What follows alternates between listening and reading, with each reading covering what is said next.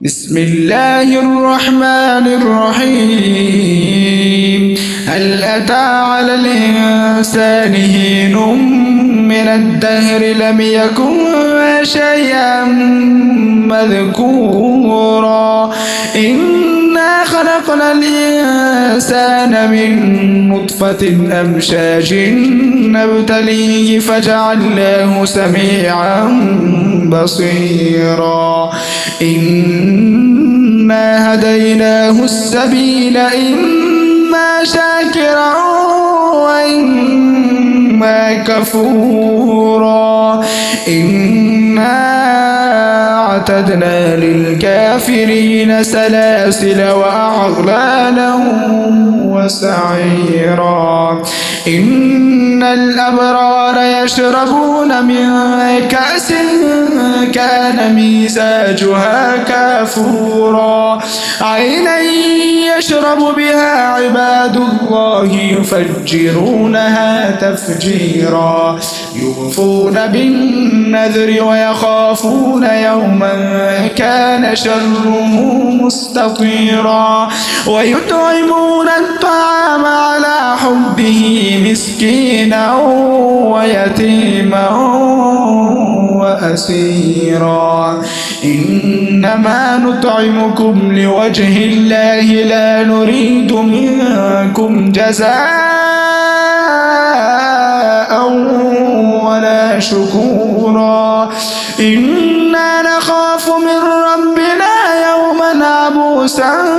قمطريرا فوقاهم الله شر ذلك اليوم ولقاهم نظرة وسرورا وجزاهم بما صبروا جنة وحريرا متكئين فيها على الأرائك لا يرون فيها شمسا ولا زمهريرا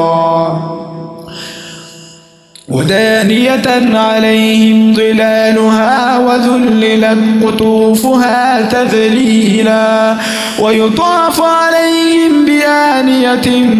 من فضة وأكواب كانت قوارير من فضة قدروها تقديرا ويسقون فيها كأسا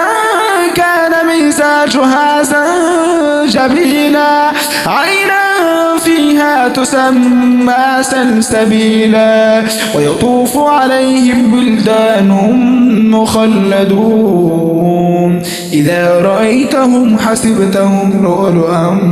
منثورا وإذا رأيت ثم رأيت نعيما وملكا كبيرا عاليهم ثياب سندس خضر واستبرق وحلوا أساور من فضة وسقاهم ربهم شرابا طهورا إن هذا كان لكم جزاء وكان سعيكم مشكورا إنا نحن نزلنا عليك القرآن تنزيلا فاصبر لحكم ربك ولا تطع منهم آثما أو كفورا واذكر اسم ربك بكرة وأصيلا ومن الليل فاسجد له وسبحه ليلا طويلا إن هؤلاء يحبون العاجلة ويذرون وراءهم يوما ثقيلا نحن خلقناهم وشددنا أسرهم وإذا شئنا بدلنا أمثالهم تبديلا إن هذه تذكرة فمن شاء اتخذ إلى ربه سبيلا وما تشاءون إلا أن يشاء الله إن الله وكان عليما حكيما يدخل من يشاء في رحمته والظالمين أعد لهم عذابا أليما.